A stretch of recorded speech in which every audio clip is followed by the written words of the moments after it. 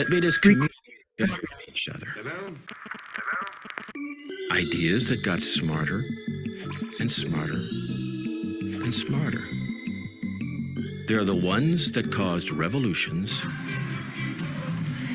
Goodbye, David. And others that seem like a thing of the past now. There are the ones that are obsolete and ideas that promised us freedom, but in the end delivered us nothing but stress, that we tried to compensate with funny ideas. We thought of something different. A simple idea that turns idle workspace into places where you connect with companies, where you share knowledge with other creative minds or digital nomads. Where you are is where you work. You spend fewer hours on the road and you gain precious time for a better work-life balance. It's called Work Hero. Is it a game changer? I beg your pardon?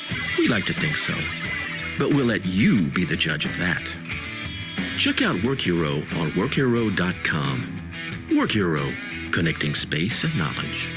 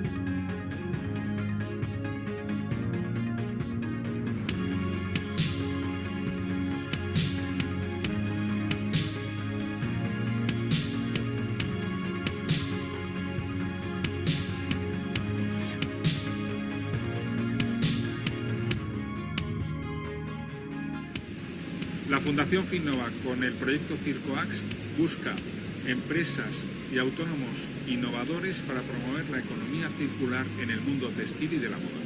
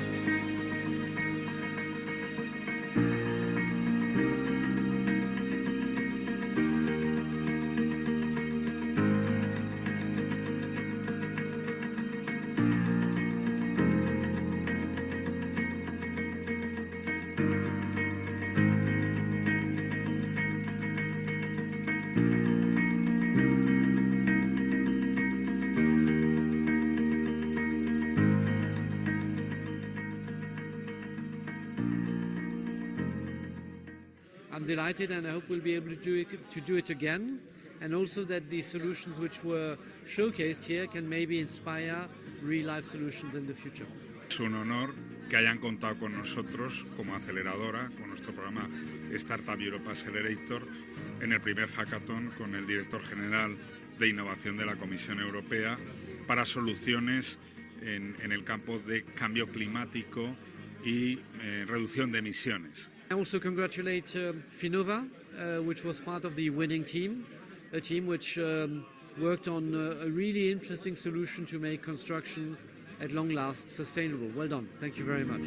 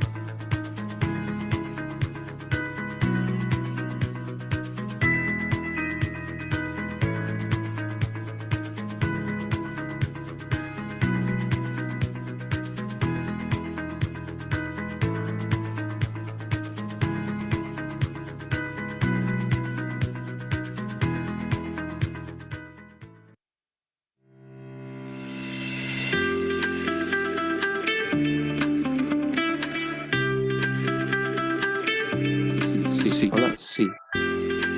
Mírame ahí adelante, porfa. Sí, sí, sí.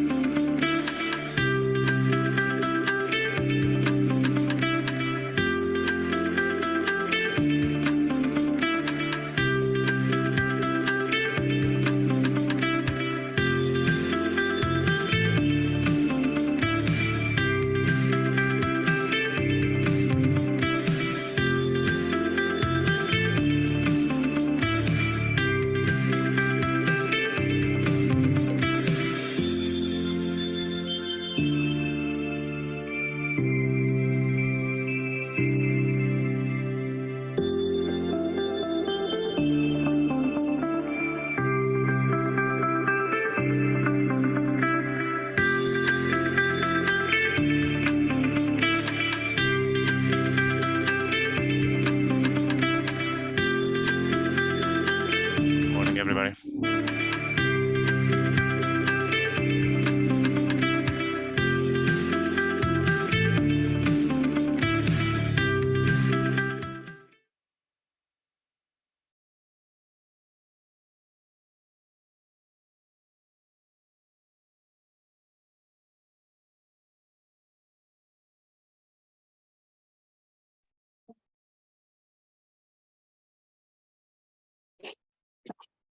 Buenos días.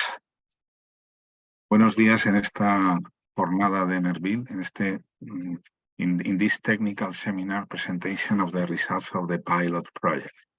My name is Juan Revuelta and I'm connecting from Brussels. Today we are going to understand some results about this program that is financed from the European Institute of Technology with the vertical climate kick. Is this very important issue today because what is happening all over Europe because of the crisis of Russia, because of the price of the energy, any tool that allows to us to have more energy efficiency is more than positive. That's it. Today it is an hybrid event. Unfortunately, for personal reasons, I'm in Brussels. I have to be in Las Palmas de Gran Canaria.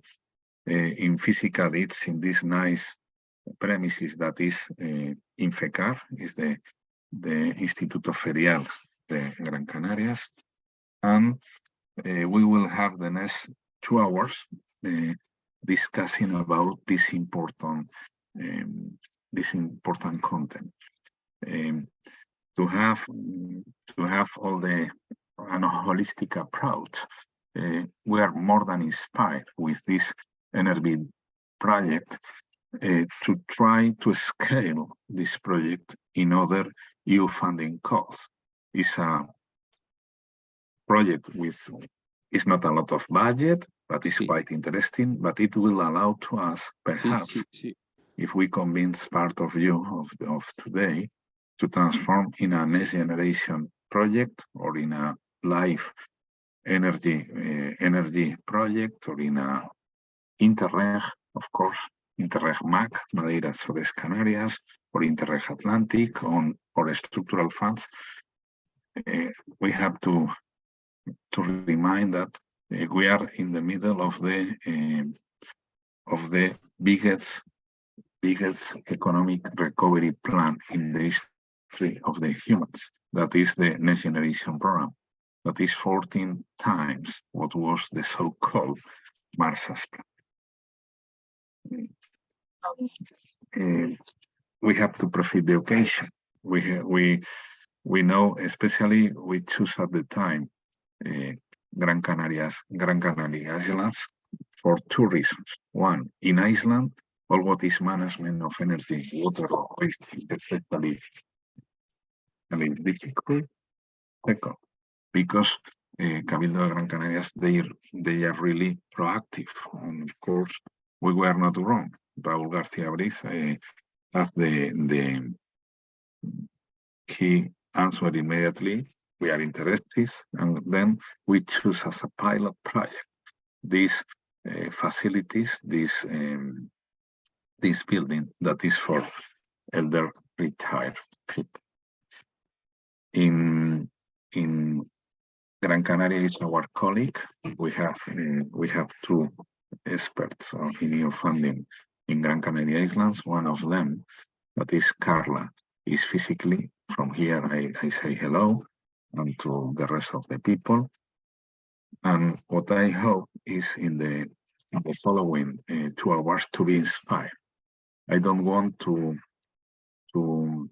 miss the 2 practical information. In 2023 will be the Spanish presidency of the European Union. It will be in the second semester. It means we will have time enough to think, to submit proposals. Why not for projects to be approved? Why not to think in a big project based in energy for all the facilities in the tourism sector, so important in Canary Islands and in Gran Canaria. Hello, good morning, everybody, and welcome to this event, special event. It's a hybrid event in which we are going to explain and to show the results of our pilot project, which is called Enerbuild. Before starting, I would like to present my gratitude to all the attendees And especially thanks to Cabildo Gran Canaria for the effort to celebrate this event here. Thank you very much for joining us, attendees and speakers in person and also virtually. First of all, I would like to introduce myself. My name is Carla Garcia. I am project manager, EU project manager at Finnova. For those who don't know Finnova, we are a non-profit organization, a European foundation based in Brussels, but also with several branches in Spain, even in the Canary Islands. Finnova intention or Finnova aims is promoting international and interregional cooperation by identifying social and innovative issues, generating innovative ideas and shaping them into projects. We focus in finance those projects through European programs. Finally, I would also like to remark that this event takes place in the framework of Enerbuild. This is a European project that aims to learn how the combined solutions of BPS and InfraSpeak should demonstrate greater energy efficiency by retrofitting an existing building with a smart and easy smart and easy to install IoT-based digital platform in the Canary Islands. This project is 75% granted by the IET Climate Kick, which is the EU's climate innovation agency, working to accelerate the transition to a resilient and carbon-free world, especially through the transformation of the system. And with this event, we pretend to present the results gathered by the Enerbuild project during its 5 months of life. We have installed this system in the social center of Sabinal, which is a building which functions as a residency for elder people. The regional government, the Cabildo Gran Canaria, aims to show and to demonstrate how this kind of tool in this region is an interest solution to improve our energy efficiency of their public buildings and also to make the island more resilient. So let's go to start this event. I would like to present Raúl García Brink, which is Technical Coordinator of Economic Development, Technical Coordinator of Economic Development, Energy Sovereignty, Climate and Knowledge for the Cabildo Gran Canaria.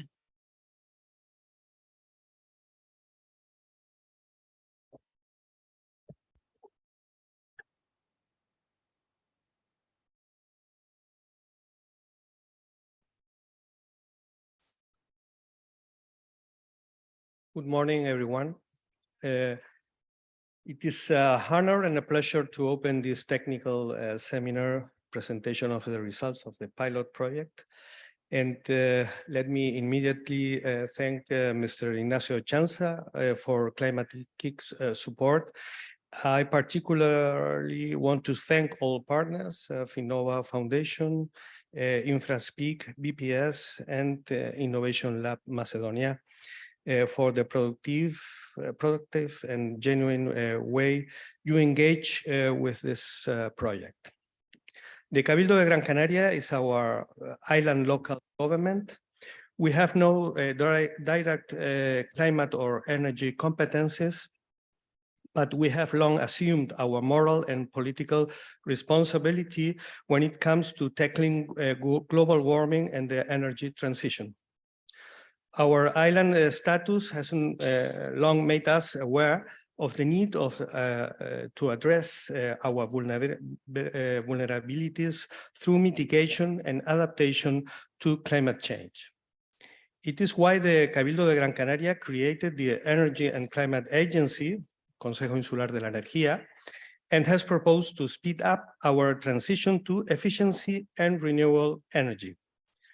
The transition to net zero will likely entail the biggest economic and societal transformation since the Industrial Revolution. To transit from fossil fuel civilization to a net zero world will require considerable economic restructuring, significant technological breakthroughs, and substantial financial investments. First of all, renewable energy give us the freedom to choose. Renewables provide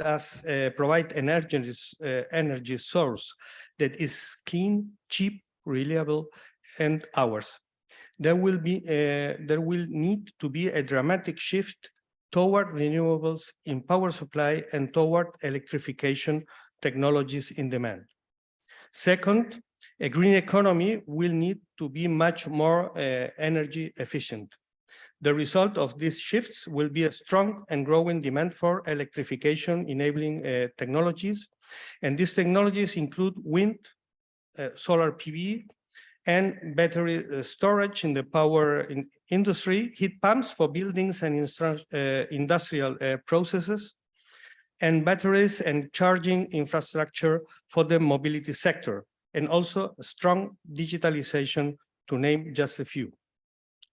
We cannot continue burning, to take a close case, in Gran Canaria, 50,000 barrels of oil per day. That is close to 8 million liters. Efficiency, wind energy, and photovoltaic solar energy are going to play a key role, while the great challenge will reside in the integration of these variable sources of energy, as well in the demand for an inclusive and fair transition. In the short and medium term, we must improve energy efficiency, as we are doing in the Cabildo de Gran Canaria through projects like Enerbuild. But we are not just improving energy efficiency through big data or artificial intelligence. In the Cabildo of Gran Canaria, we are convinced that we will only be more resilient through diversity. And that is why we are carrying out more projects in El Sabinal. We already have a heat pump in the contracting phase to drastically reduce consumption, which can be assumed by the photovoltaic plant that will be installed shortly. We are also testing more solutions at other facilities, such as a battery, when the installation of the photovoltaic plant on the roof of the Gran Canaria Arena is finished. Should we promote energy generation through self-consumption? Of course. In this sense, the Cabildo de Gran Canaria leads by example. Right now, there are 1.5 megawatts of self-consumption installed on its roofs, and 2.5 in tender or about to be contracted. We also encourage citizens and companies to invest their own funds in the production of electricity for self-consumption through our grants, 300 in 2021. All of this makes it possible to speed up the decarbonization process, reduce the need to build and finance large renewable facilities, or avoid losses in distribution. In addition, the energy communities are going to be the axis on which the decentralization and democratization of energy sector will pivot.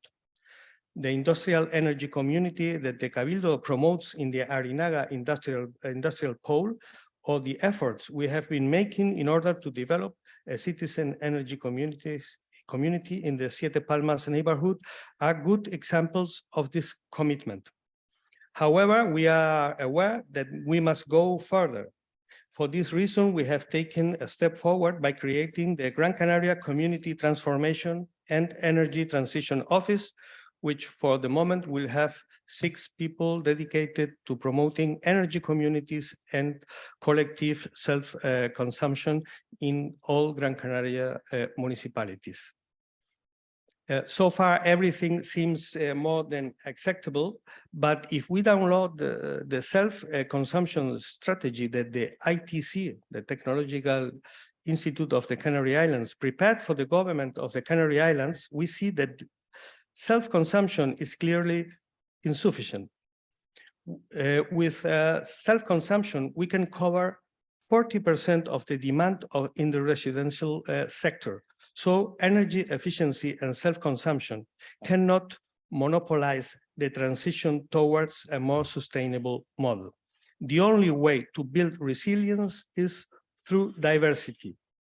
And in Gran Canaria, we have contributed to or started projects in geothermal energy, offshore wind energy, efficient desalination, or the reversible pumping station of Salto de Chira.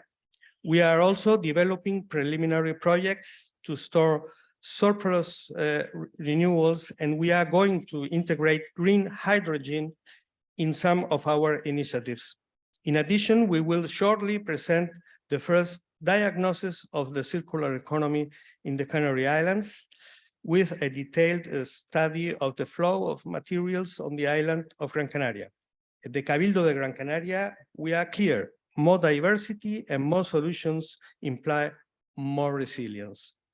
The road to net zero is not easy, and as you can see, local governments are at the forefront of energy transition efforts. Local action has immediate impact. We are true trailblazers on our way to a clean, green, and healthy future, because the time for action is now and not tomorrow. The planet cannot wait. It is continuing to warm up. The cost of delay is having to make sharper and more painful adjustments later. That's why we are here presenting Enerbuild. It will contribute to a better world and a better Gran Canaria. Thank you very much.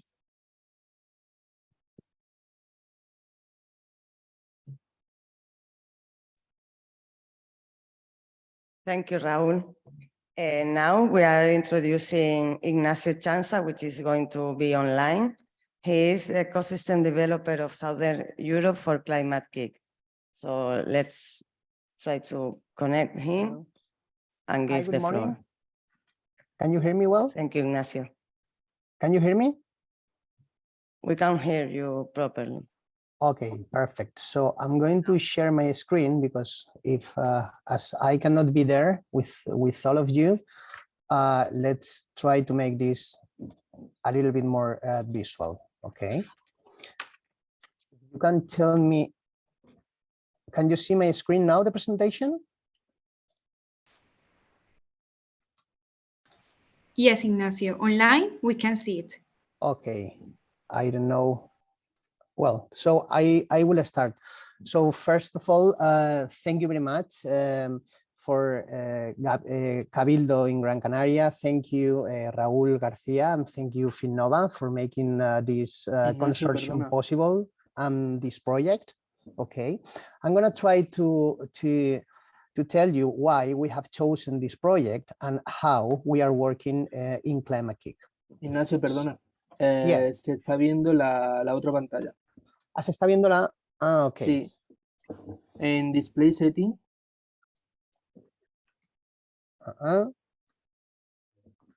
Vale, ahora se ve el escritorio. Ahora se ve el escritorio. Vale, pues la pongo aquí. ¿Ahí la veis bien? Vale, arriba a la izquierda donde pone Display Setting. Sí. Vale, si clicas y pones Duplicate. En las dos pantallas te va a salir lo mismo, pero así sí se ve. Okay. Okay. Perfecto. Yeah, sorry about that. This is always with technical issues. So I want to start with this first slide. I always put this slide because it's always worthy to remember that we are all living on the same planet, on the same place, and any type of action that we do in one place, it's going to be replicated or have something to do in the opposite one. Just to remember that as the IPCC said, okay, we are aiming to have this gap of 1.5 degrees, okay. Unfortunately, with the last scientific data, we don't think that that's going to be possible. But what is clear is that we need to change, and we need to change with unprecedented changes and with a scale and a speed that has not been seen before. Okay, And this change is including a transition not only in energy as for this project, but the transition on infrastructure, on urban, on land, and on the whole industrial system and value chains. The approach that we have in Climate Kick, okay, is an approach that is working on portfolio of experiments, portfolio of projects that can help in order to make a systemic change. This systemic change is about the whole planet, because at the end we are not talking only about technology, but we are thinking about how are the other related things that can make this transition happen. How we do this systemic change? So we consider that the innovation is essential, but after 10 years, we realized that is not the type of innovation that we have been supporting until now. So we need a new model of innovation. And this is what is called systemic innovation. We use the system innovation as a service in order to make this transition happen. And this consists on different connected innovations, different connecting projects, okay, that are acting at the same time, okay, with multiple levels of change, okay, in order to transform places, people, sectors, and the whole value chain, okay, to decarbonize the planet. When we say level of change, we are referring to the multiple levels, the multiple types, let's say, that we need in order to deploy the innovation. So we are not thinking only on technology. Technology is really important, okay, and these projects can show the importance of it, but we are thinking about what will be the new business models that we need in order to decarbonize the planet. What would be the new policy and regulatory frameworks that we can develop, that we can manage, okay, in order to facilitate the energy transition in this case, okay, or the deep retrofitting in buildings. What are the new markets that are going to be created? And always having in mind that the society should be part of this, okay? That's the citizen outreach, this citizen participation, okay?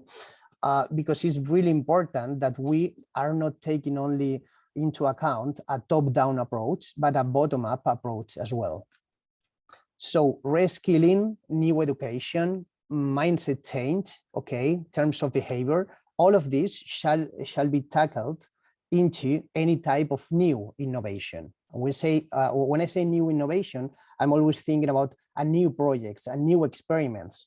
We call it experiments because to some extent we are thinking about a real innovation, something that has not been done before, so we don't know the results of those innovations.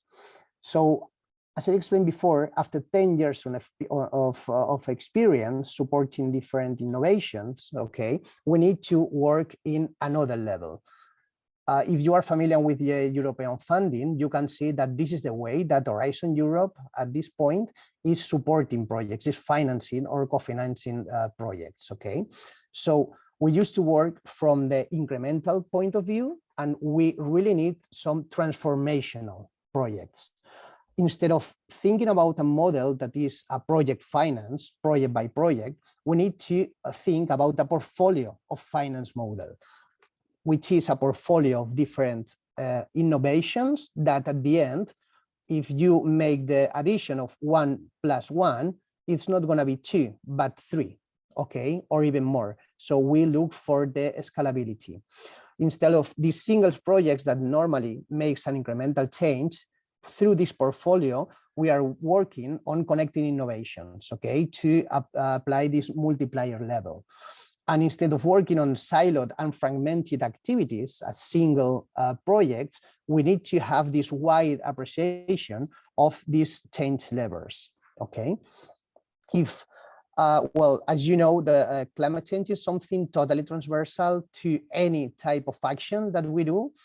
We have managed to split this on 3 main areas, okay, that you can see on the screen. So one is on cities, another one is in land use, and another one is in industry. And for this specific project, we are working mainly on cities, okay. In the second point, that is energy hungry buildings. At the end, this renovation revolution, what we need in order to help this energy transition happen to decrease these CO2 emissions.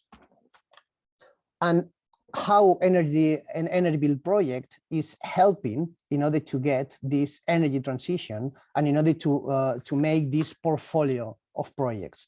So, well, first of all, the energy project, I think is at a time that is needed. Okay, we all know the current price of the energy, and we don't know when this will stop increasing.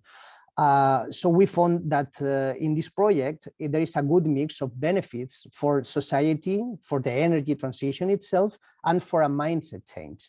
So first of all, we have this energy savings, okay?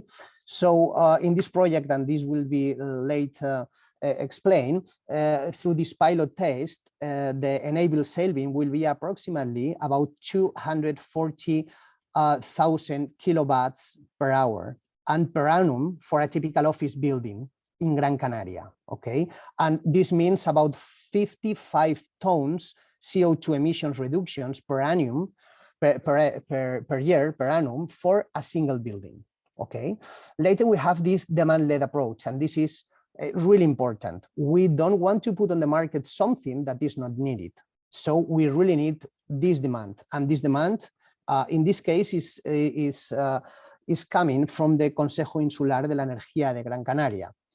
So thank you very much for it, because it's very, very interesting and very beneficial. Later we have this bridge the innovation gap. I mean, the project bridge the innovation gap. What does it mean? We are using the innovation scorecard from the European Commission, which provides a comparative analysis between the innovation performance on the different European Union countries. Okay, so in this project, okay, we have, for instance, partners from Spain and partners from North Macedonia. So this is really what we want, is to use the technology coming from Germany that has been already demonstrated and scale it up in another countries as Spain and North Macedonia that we are lacking at some point this bit of innovation. Later we found in this project this a good potential for commercialization. So for us, that's going to bring high replicability and scalability potential. This could be applied to another public buildings, okay? And as soon as the model starts to be commercialized, therefore, this will be replicated in the same type of buildings, achieving economies of scale, okay? So this will create this multiplier effect that will help this mass deployment, okay? Later, we have this tackling different levels of change. Through this project, we have seen that we are, of course, using the technology, okay, as the main driver for change. But later, there is also this information and knowledge level, because we are trying to democratize, okay, the process of energy consumption. And at the end, we are looking for new business models and a change of the behavior. And finally, we have this co-creation and key stakeholder engagement, which is so important. As I told you before, in Horizon Europe, for instance, with TRL1, it means an innovation that is still on the laboratory. The European Commission is adding more extra points, let's say, if you are having this social approach. So in this project, we have this, okay? Because during the project, not only through this webinar, but from with different activities, private companies, civil society, and any other interested parties and stakeholders are being engaged. Just to tell you that through this project as well, and I'm going to share my screen, if I can, yes. Stop share. Perfect. That through this project, we have also some links with the missions, and the missions is part, well, is the crucial and most important part of the European Commission right now, European Commission strategy.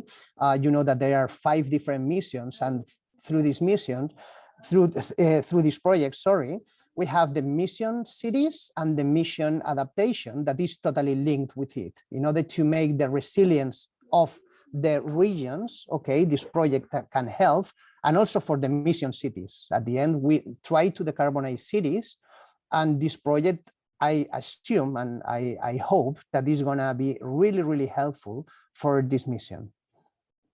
If you have any question, I'm happy to answer. Otherwise, thank you very much.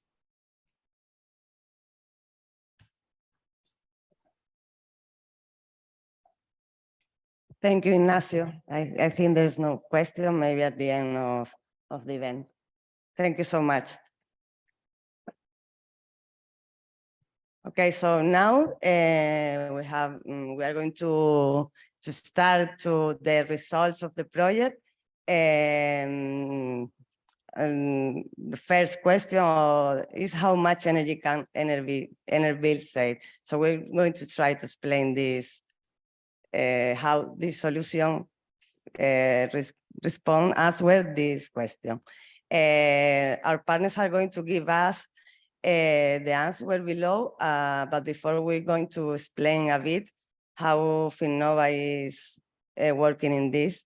And after that, we're going to present Jorge Mendez online, which is the regional sales manager at InfraSpeak. After Arseny Tarasov, which is here, he's the CEO of HyperEat as part of BPS Group.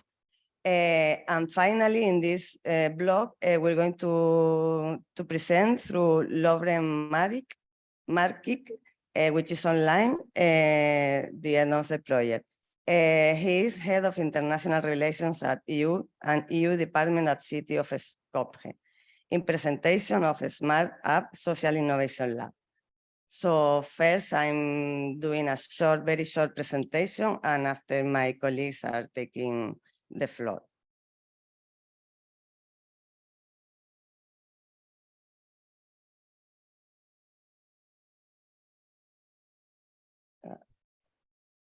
I had a presentation. I don't know if you can. Okay, it's here. Okay, thank you.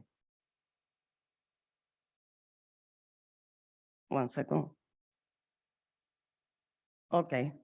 So Finnova is a Spanish-Belgian non-profit foundation, which is based in Brussels, as I said before, and with a presence in various parts of Spain.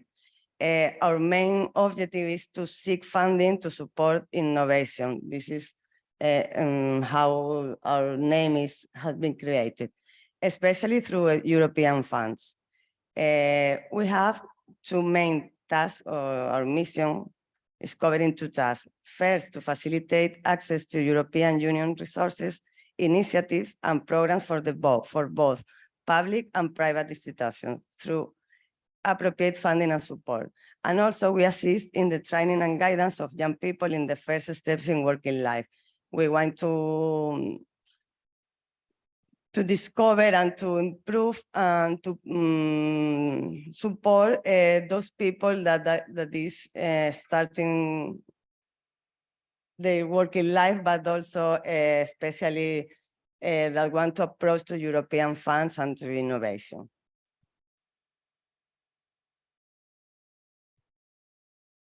Our main services are these 4: European consulting, European fund courses, accelerator programs like open innovation programs, and also we celebrate webinars and networking seminars.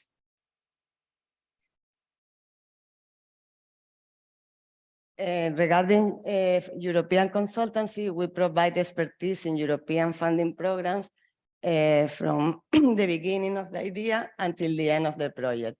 We have a special or particular experience in Horizon, Life, Interreg, Erasmus+, and Euro for Citizens project.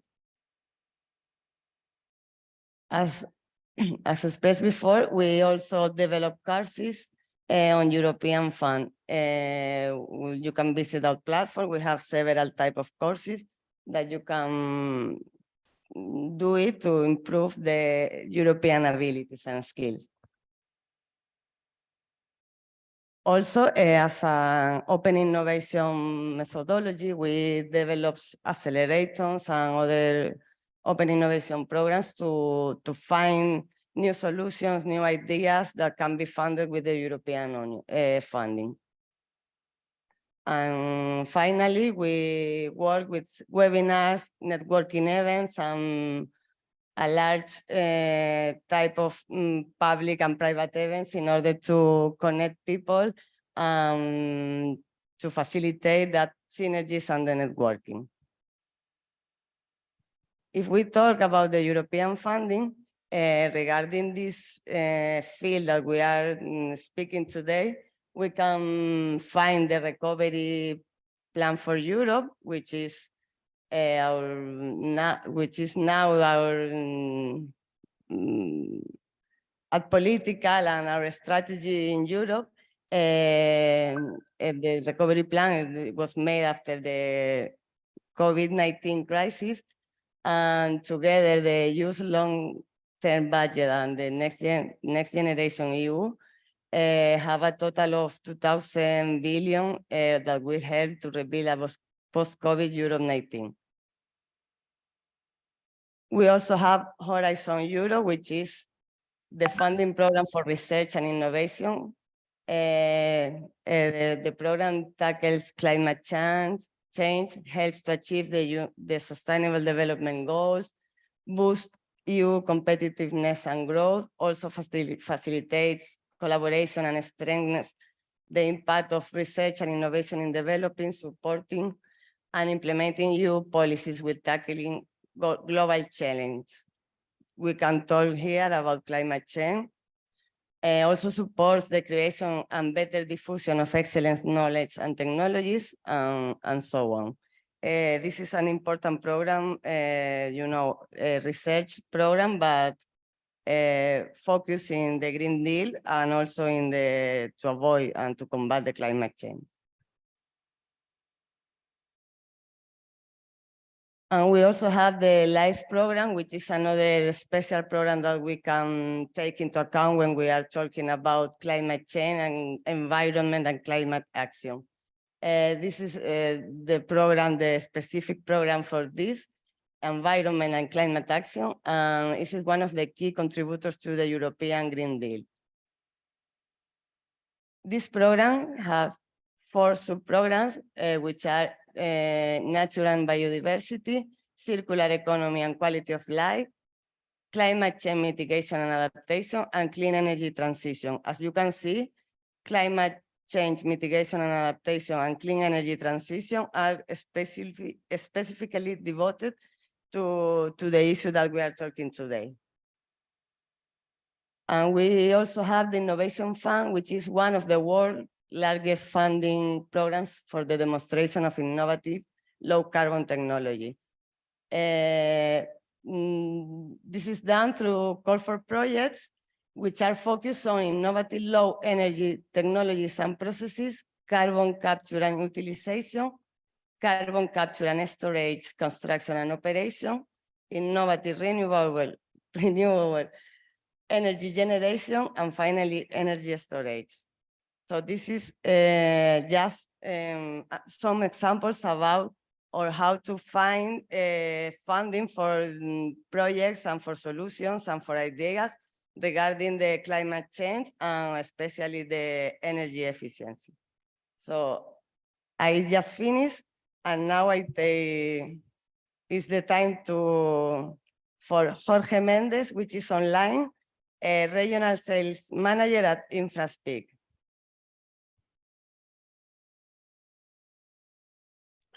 So let me just share my screen firstly. I don't know if you guys can listen to me.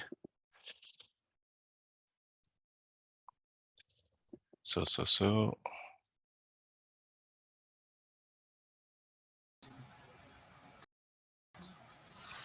Yeah, Jorge, we listened to you. I think Perfect. they're in Canarias as well.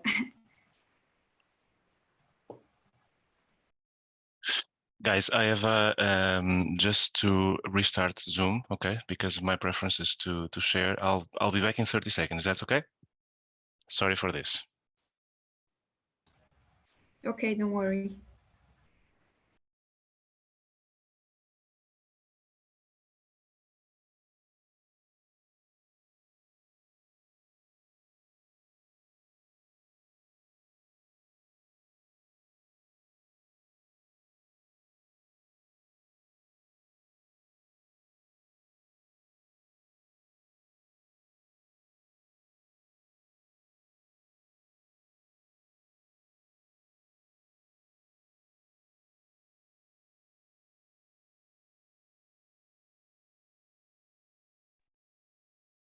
Hey guys, I think I was pretty fast, but now I believe I can share my screen. So sorry about that. So we were talking about privileges. That's why I couldn't share it. So let me just find my specific tab for this. Give me just a second.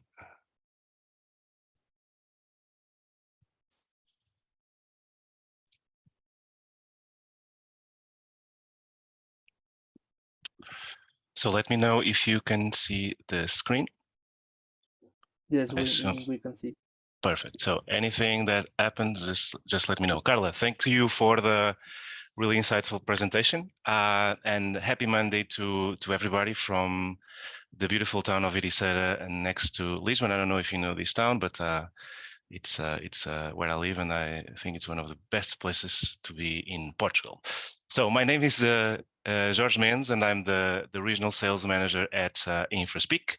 I have as a matter of fact, I have a master's degree in electrical engineering, specialized in energy management.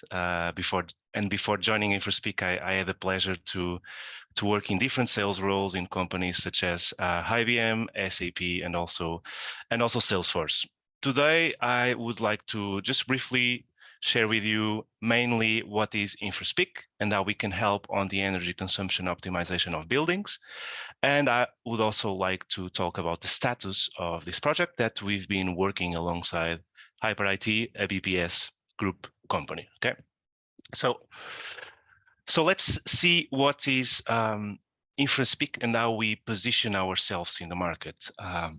It's true that as users and the users demand smarter infrastructures and higher level of service, cities and buildings are becoming more and more complex, making it hard for C-level executives and also facility managers to deliver on the service level agreements that they have, to deliver on stay within budget, and also to be more sustainable. And there are several studies that allow us to understand this urgency and some market trends around the correlation between energy efficiency and also digital transformation. So, for instance, Omdia says that 70% of enterprises have the plan to implement Internet of Things deployment initiatives within the next 2 years. Most are making this choice because they expect a very quick return on investment upon doing so. In fact, this figure comes in at around a single year for 70% of respondents and as low as 6 months for the other 30% of respondents. So a huge priority for executives to invest in this kind of technology right now.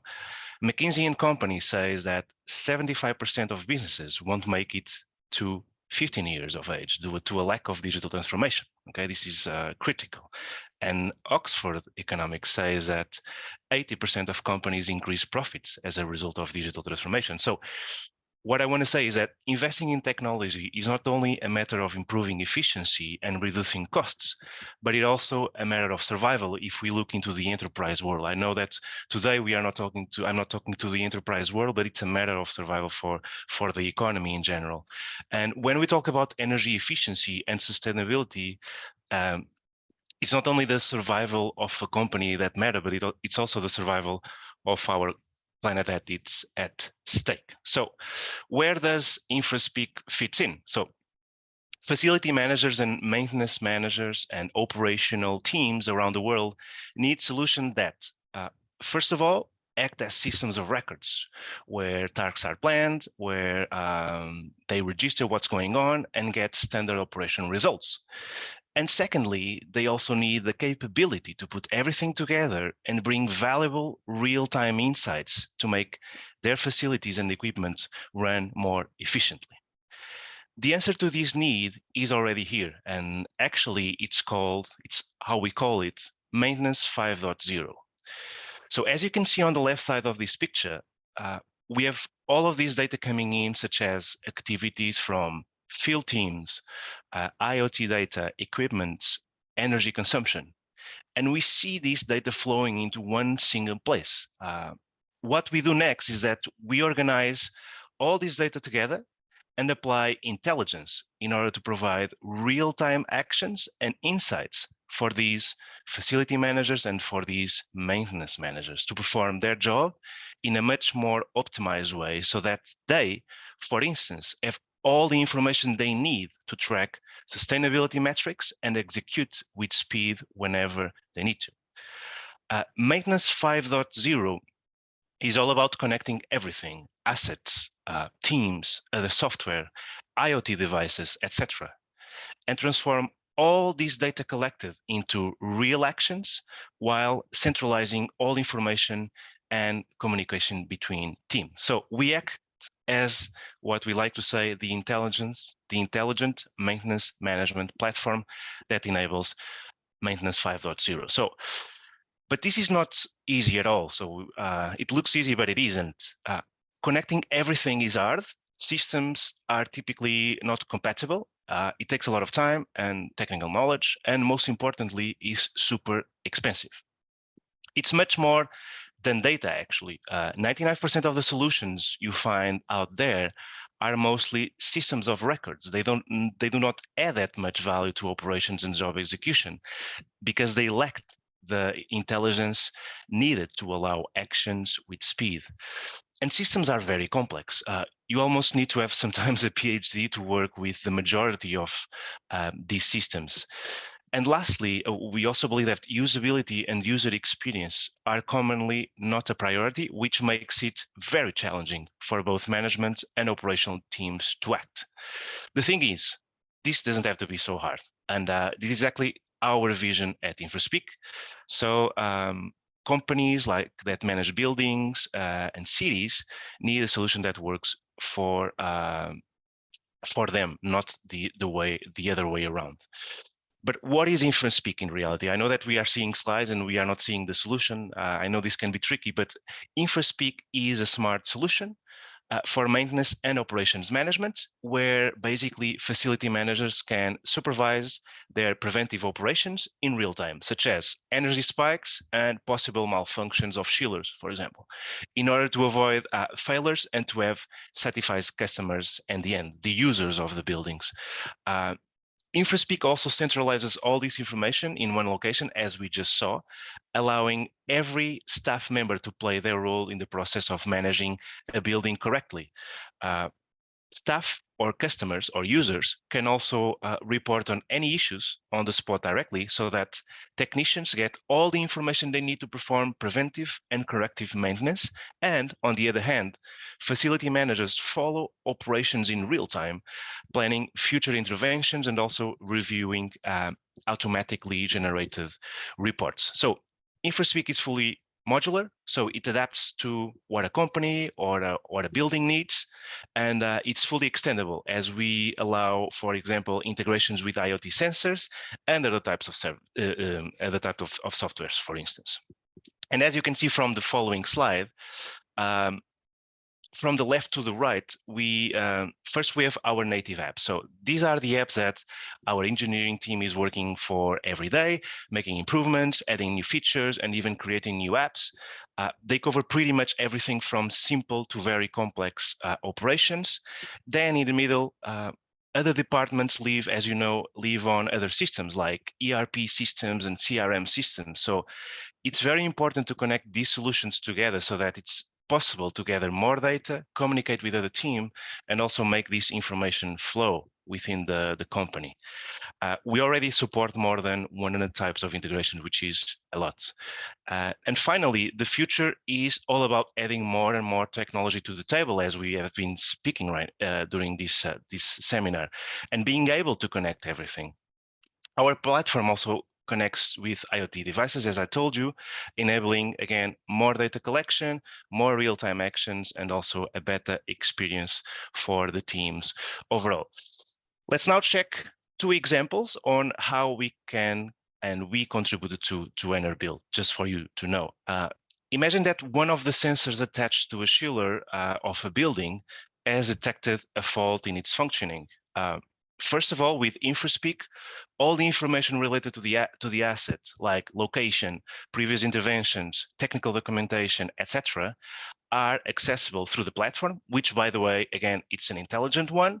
So it has the ability to process data in an intelligent way, being able to create and deal with critical alerts and suggestions that lead to task automation and better resource allocation. For example, once this fault was detected, the platform would allocate the best person for the job, taking into account the expertise and also the availability of the team.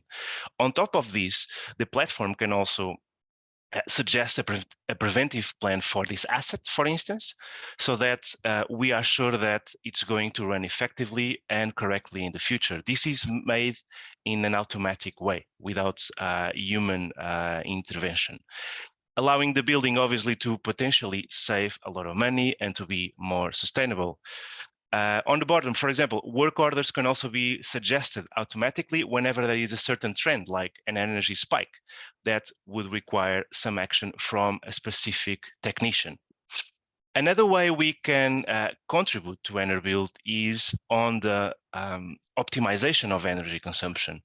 So with InfraSpeak, by integrating with smart meters, facility managers are able to keep track of a building's energy consumption and manage all expenses related to that in real time.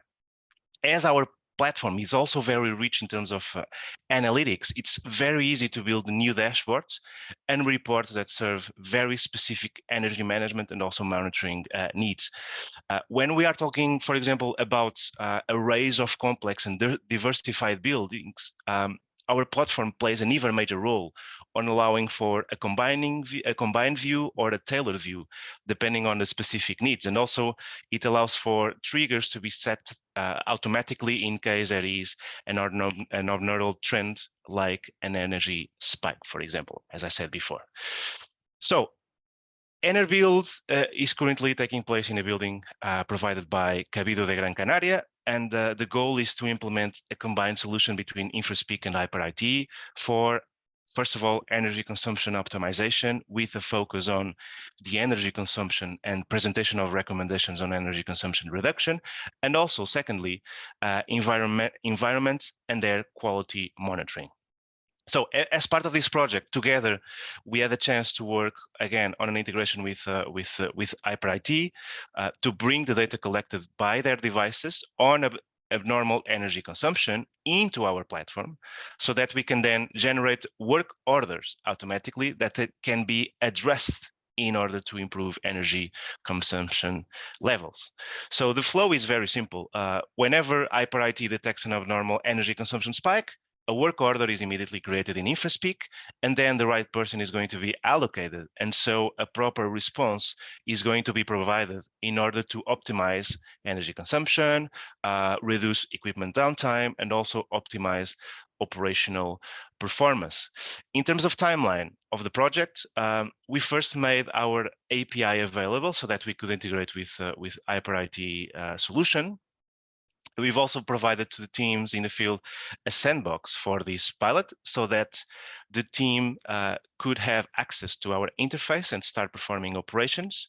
And based on this, we are already seeing the first work orders in the platform, and we are currently working on the adoption of the solution so that we are able to generate the desired results for this pilot until the end of the year by solving these work orders and at the end of the game, saving energy. On the next presentation, Arzeni is going to provide more details about this for sure. So we have a complemented, we have 2 presentations that are complemented. Based on this, thank you very much for your time, and please reach out to me in case you have any questions. If not, thank you very much the same. Thank you, Jorge. So now it's time to Arsenio Tarasov, which is here. The floor is yours. You got this. Good morning, everybody. Thanks very much for supporting and leading this initiative here in Gran Canaria. I'm really grateful for our colleagues from Cabildo, from Finnova, Climate Kick, InfraSpeak, obviously. And I would like to share a little bit more details about how we are progressing with this project and speak about the company and the solution and what we've done so far. Okay. And today we spoke a lot about our planet, about the health of our planet. And therefore I will sometimes use the metaphors and analogies from healthcare, you know, to give some sort of a flavor to what we're doing in terms of health of buildings and of efficient power consumption. Okay. So I will cover 5 main points, and then we may have time for questions and answers. So first of all, let me just do a quick introduction of Hyperit. We're part of BPS Group. BPS Group is an international company with headquarters in Munich in Germany. And as a group, we focus on 3 main stages of real estate life cycle. That is digital design, construction, and then operations. One of our companies, BPS Planung, is a really one of the key experts in Germany for BIM design, and there are a number of projects that are already implemented and they're currently in operation, and I will talk about them a little bit later. And our vision is to create a single digital platform and infrastructure that allows really to, first of all, build efficient buildings, build energy efficient real estate, then construct it and then operate it in the most efficient way. So that's really the vision of the company.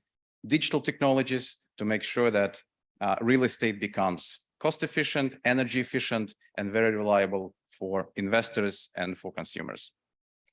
So I wanted just to show a few projects that we've done with our BIM design. This is a project at Schwabisch Hall in Germany. Another one is a Siemens campus in Erlangen. Now there is also a project with one of the leading TV channels in Germany called ProSieben.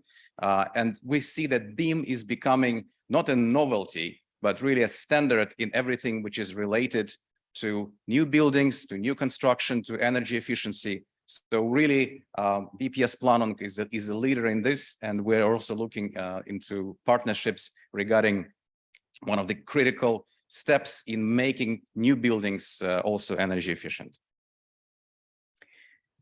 In terms of what we're doing here, just a few words that we observed about the trends in energy consumption and energy efficiency.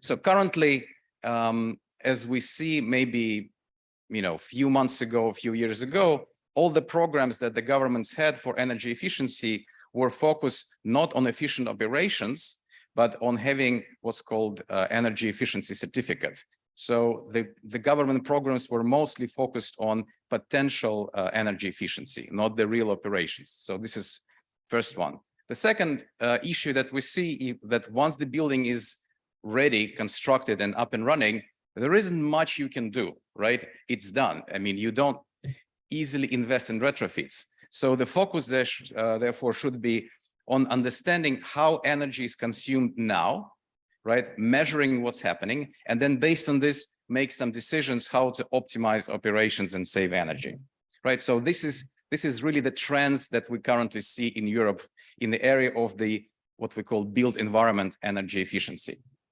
But at the same time, you can obviously only understand and optimize the object that you can measure, right? It's like with human body. If you remember the scientists of the 16th century, they had no tools to understand what's happening with the human body. So they could maybe measure heart rate, maybe look at you, but that was basically it. There were no tools to do that. So therefore, we are facing the same issues also in the real estate business, in the real estate industry. So, as we can see, the major issue that we are facing as an industry is a lack of transparency and little details about how energy is consumed inside the building.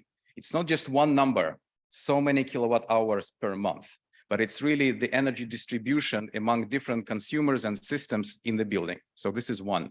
Second is that currently on the market, there are very few solutions that allow to do it very quickly, affordably, and without difficult installation and training process. And this is the issue that we're resolving here with our partners from InfraSpeak, and we're piloting it in this project in Gran Canaria.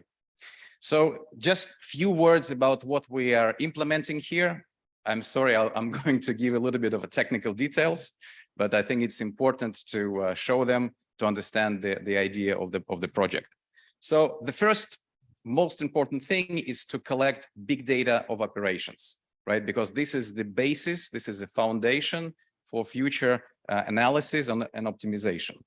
And we do it not with super duper expensive buildings. We can do it with any building because we have developed our own hardware, and you will see it in the next slides. It's here. These are the controllers and sensors that allow very quickly and affordably collect the big data of operations, right? This is super important stage of projects like this.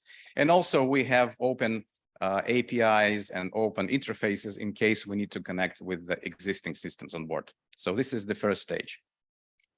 Second important stage is creating what we call a digital twin or digital trail of operations. It's basically a combination of big data and the building anatomy together. By combining these things together, we create a digital twin. So those who operate the buildings can understand exactly what's happening, where, when, do the analysis, and understand where in the building something has to be taken care of. And with our solution, it's really what we call a SaaS approach, or approach that is very familiar for IT industry, but not yet so familiar for the real estate industry. So it's very affordable, easy to use, and easy to configure. Because if you take the legacy solutions, you have to install, you have to do integrations. It takes months and months and months and hundreds of thousands of euros. In terms of, as we see, the key advantage of our approach is that we are very cost effectively collect huge amount of information for further analysis, right? And this analysis is the basis, the foundation for optimization.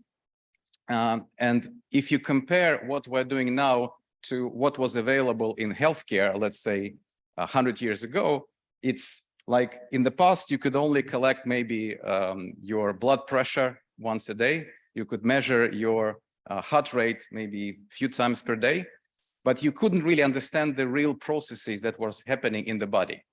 But now with wearable devices like this watch, you can constantly understand what's going on in the body and compare yourself against you in the past and compare yourself against other patients. So this is kind of the current world of real estate. And what we offer is a new approach to understanding what's going on in the buildings with energy consumption. I also wanted to mention a very important thing that Ignacio spoke about during his presentation about climate kick. And this is that one of the keys to drive energy consumption low is the right behavior and the right approach to energy consumption and facility maintenance. But one of the main aspects of that is actually simplification and framing information. So we provide very easy to understand dashboards and recommendations and notifications that allow those who take care of maintenance and facility management to make right decisions and make better adjustments to the operations. And also, this is a basis for further dissemination of the project and making sure that the public is also involved in the project. And I will talk about this a little bit later. So if you're interested, there is a great report from International Energy Agency about how behavior drives the right energy consumption. And these are basically the main conclusions from it. So we're actually working in the same ideas that are described in this report from IEA. Now, let me first share some of the cases for energy efficiency that we identified in other projects so that you can understand a little bit better what types of issues we can catch. And then I will go through the actual platform and show some of the anomalies and potential areas for improvements that were identified during this period. So here is an example where we managed to save the customer approximately 12% of energy consumption. This is a big refrigeration storage, big refrigeration warehouse. And because the equipment didn't operate correctly, one of the chillers, really big pieces of equipment, it was not operating in the proper way. They were wasting energy and they were using equipment inefficiently, and therefore they had to repair this chiller too often, right? So that was causing also extra money and extra spending. The issue is that, as I said, like in the past with healthcare professionals, they didn't have a microscope and they had to look at issues with a naked eye view. With our platform, you really have a tool like a super accurate microscope that can show you exactly what's going on to identify potential issues and come to the conclusions and make adjustments and improvements. Another example is related to gas heater. As you can see, for the owner of this building, there were no issues. But if you look at the graph, you can immediately see the pattern of abnormal operation and normal operation. So when the system realized that the gas boiler is not working efficiently, we could fix it. And by doing this, reduce the gas consumption by 13% in this particular building. So it's another example of how the platform allows you to identify potential issues and anomalies and fix them. Another example is also quite interesting. It's more related to colder areas, not to like Gran Canaria, but this is an example where the owner forgot to turn off the roof heating during winter. So the roof heating was still working in summer. And that was also a huge consumption of energy, which they just forgot to turn off. By doing this, the owner managed to save approximately 40% of energy for this particular system. Again, sometimes we're humans, we forget about things. The system allows you to understand what's going on and really focus on improvements.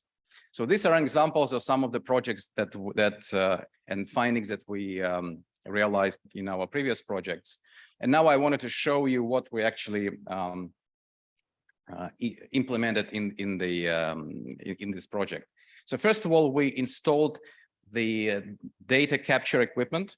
So you can see these are the controllers from BPS. They collect the big data on energy consumption in different parts of the buildings. So the team spent 3 days on site just installing the equipment. If you take legacy solutions, it would take weeks to install equipment for data collection. So this is really, really quick way of getting the first information and understanding what's going on. So here is, it's working. So it's a little video that the data is collected into the controllers and then being sent to the platform.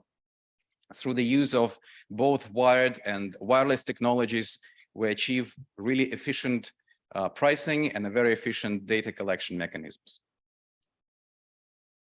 So as a result of data collection, we create what's called a digital trail of operations. And I'll just give you some examples of different dashboards that we develop. This is like electrocardiogram, right? That shows exactly what's happening on a second-by-second basis in the different energy consumption systems of the building. It's a very detailed view of everything that is happening in the building. And again, we could achieve that in very, very quick period of time, which is really a revolutionary approach to energy efficiency. I wanted also to mention some examples of anomalies, something that should be looked at. It doesn't mean that it's bad. It's just something that we as a team should look at and identify potential areas for our attention. So if you look at this diagram, you can immediately see some spikes over here on the left and on the right, something to look at and check. Another example, if you see the pattern of operation here in the middle, also two more spikes that can be considered for our attention. Another example is here, is suddenly in the middle of a day, there is another peak consumption incremental to normal, something to look at as well as part of our cooperation with the team. Another example is also you can see this is a normal operation and during this period also there is an incremental peak of energy consumption to be taken care of. That's another example, basically showing it a little bit bigger. So the idea is that with this kind of data, we have a full digital trail and we can look at this in more details, identify what is right and what needs to be improved, right? So this is a basis for our future discussion and analytics with the team. So in terms of integration with InfraSpeak, I also wanted to give you some understanding of how it works.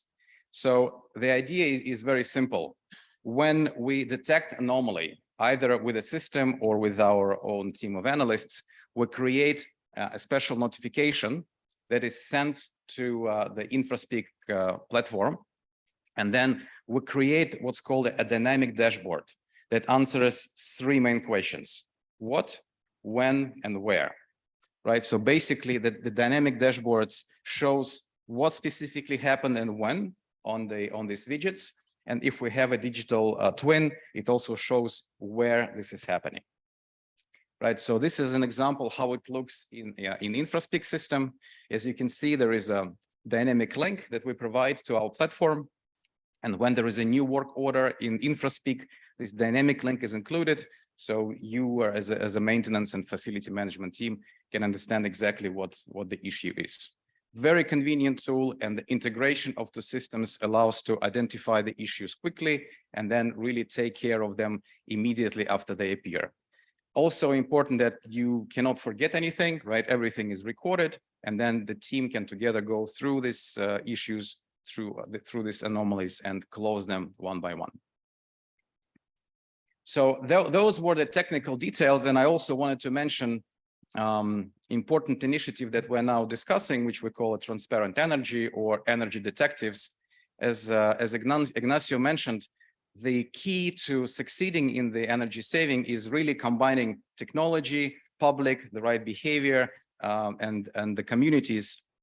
And we're launching the initiative where the energy consumption data becomes available to kids, to students, so that they can become energy detectives, as we call them. So tomorrow we run the first session to provide access to the platform to the kids so that they can identify potential anomalies and areas to look at. So that gives extra attention to the public and raises the new awareness for energy efficiency in Gran Canaria.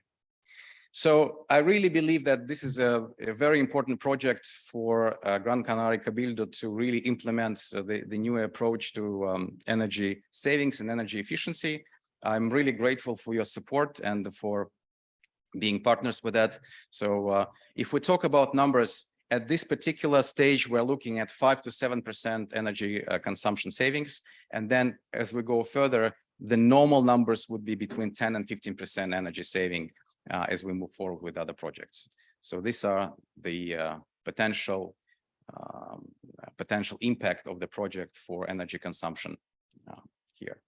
So that's all from my side. Thank you very much.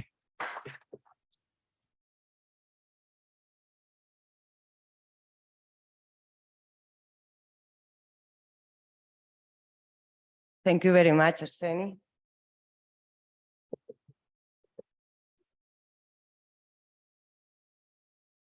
Now we fastly move to online And we introduce Lovren Markic, which is the head of international relations of EU department at City of Skopje, in representation of a Smart App Social Innovation Lab.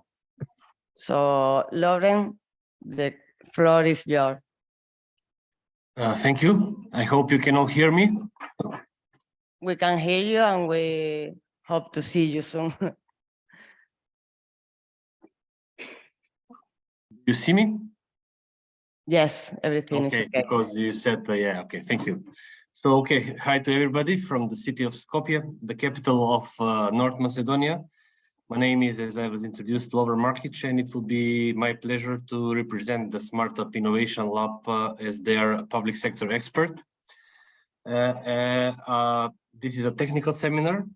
The presenters before me were very, very technical. I'm not a technical person, so my presentation won't be that technical. I won't even use the normal technical tools to do. I will just discuss what SmartUp as a support and experience exchange in this project has. We can only discuss on these issues. I would like to share some experiences. Otherwise, I can say that I've been working a lot. I have a lot of experience in working on the international financial institutions projects in different fields, very often in connection with energy transition, trying to find solutions for the city of Skopje's energy transition, how to improve our daily life, how to reduce our energy consumption, of course. Knowing especially that we also have a lot of problems with the air pollution. So most of our efforts have been invested in trying to find solutions. And of course, the energy efficiency and the data are a big part of that. So yeah, and the Startup Innovation Lab, I can say that has been trying to apply custom design processes and to adopt the methods to drive systematic change to address the existing and emerging societal challenges with aim to catalyze innovation for change in the region and further. So this is a social innovation lab existing in Skopje. And so basically we are trying to find these solutions and ways and to basically produce partnerships between all the necessary stakeholders in order to facilitate, to help, to improve, to fasten basically solutions to the challenges that we face as a society. So one of them, of course, as I mentioned, and a lot of them are basically lately, of course, in connection to the climate changes that we are all experiencing and we have to work on. And in this regard, I can say that SmartUp has been working on projects like a guide for development of an impact investment portfolio for local government. So trying to find the ways of different financial solutions for the problems that the local governments in Macedonia are facing. Also, I would say that a more recent case that a project that I've been involved, again, also financed by the European Institute of Technology Climate Kick, which I'm thankful. And it is basically, we are trying to find innovative financial community energy financing models for renewable energy sources projects. And within this project, we are working with the municipality in Macedonia, municipality of Ilinden. We have our local partner also from Macedonia, the Solar Macedonia, which is the association of the solar energy producers. And also we have international cooperation in that with CLIC from Croatia, from Križevci, the city of Križevci in Croatia, also Korimakov from Slovenia, and also the Consejo Insular de la Energía de Gran Canaria. And we are basically focusing on these innovative financial models. And also we are producing a guide on crowdfunding for renewable energy sources. And we are trying to do that together with the municipality of Ilinden. We will try to do some piloting there with to find a way with crowdfunding how to solve these issues. Otherwise, I can say that I would really like that I have my previous speakers, Arseni and Jorge, in Macedonia, where we can find solutions how to improve the energy efficiency projects. Since I might say that actually we cannot really have a very much of a positive experience to share, but actually we can learn from the Enerbuild project, and we will try to basically find, as one of my expertise is also fundraising, is to find the ways how this can be funded in Macedonia and in the region.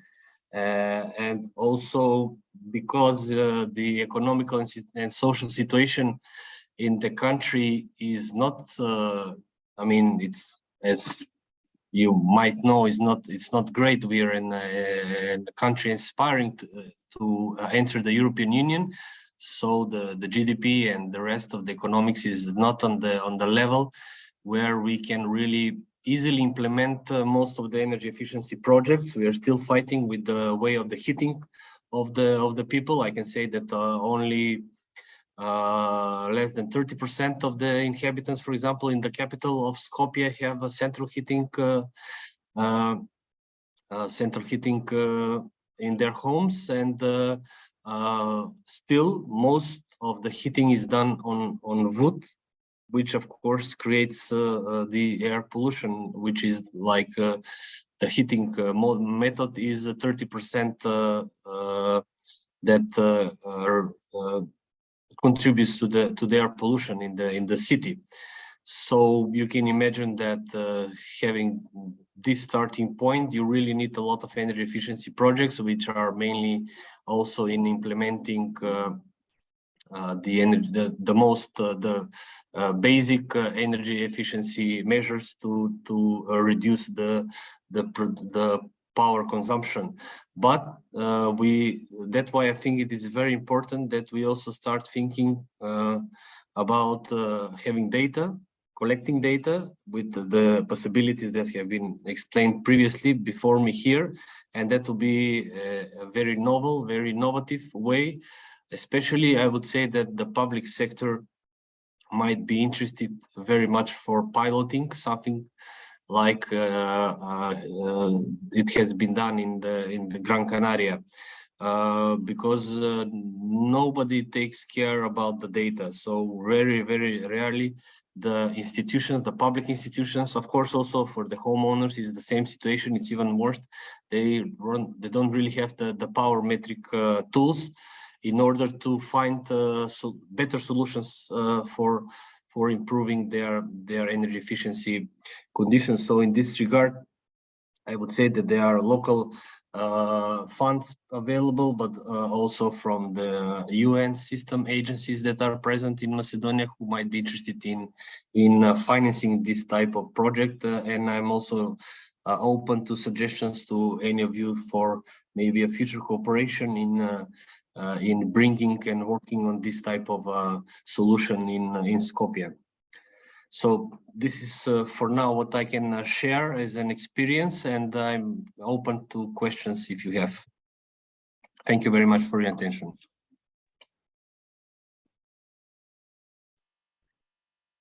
Thank you, dear Lauren.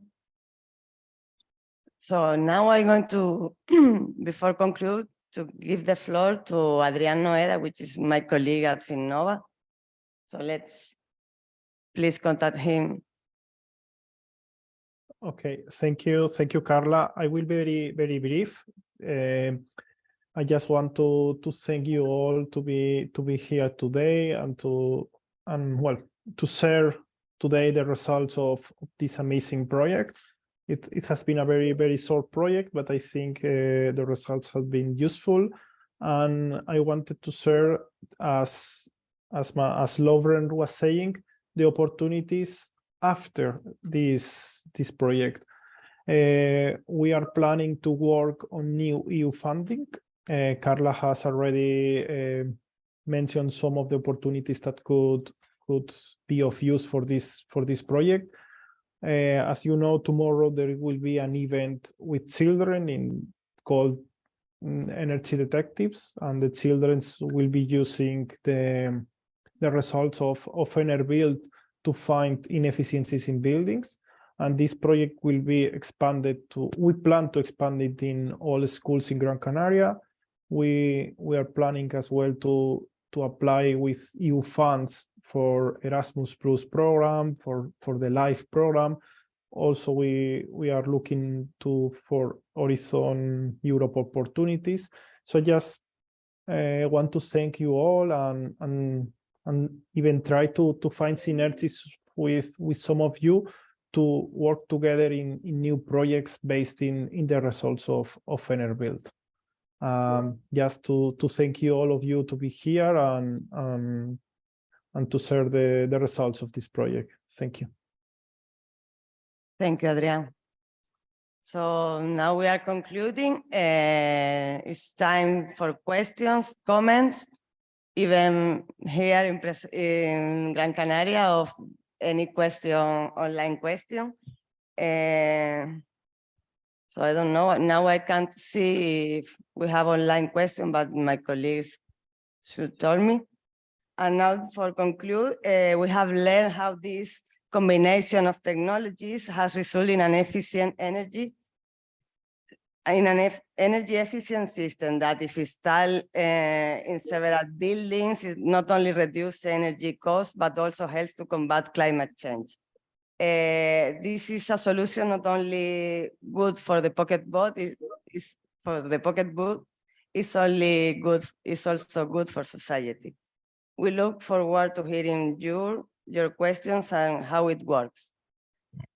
About how it works, your ideas for future improvements and so on, as well as if you are interested to share other related topic with this. Thank you everybody to stay here. I guess we have no more questions. No, so we can conclude and finish this event. Thank you all to stay here. Have a nice day. Thank you very much. Thank you.